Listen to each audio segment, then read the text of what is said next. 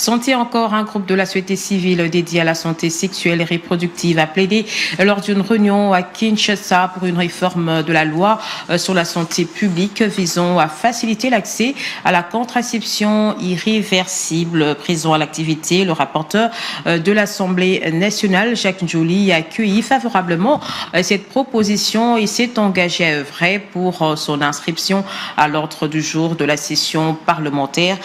de septembre prochain. On en parle avec Margarita Rosangoy et Riva Ilanga.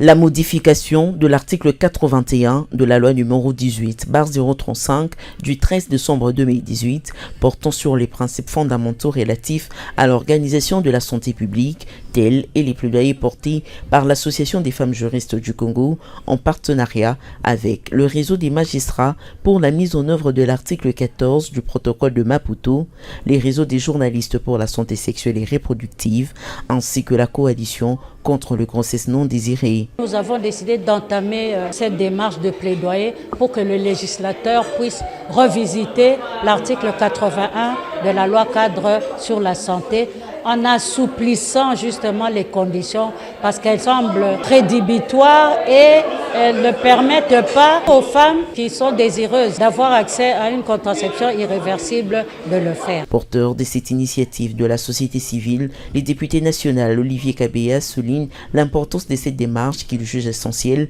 pour faire évoluer le cadre légal en matière de santé publique. Nous sommes devant une adaptation de nos lois par rapport aux obligations souscrites au niveau international, entre autres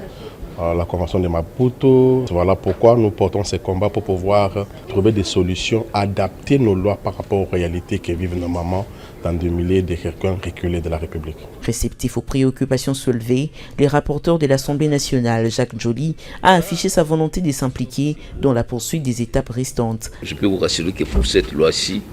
au nom de la santé, du droit à la santé qui est proclamé à l'article 47, je vais faire de mon mieux pour que dès le début de la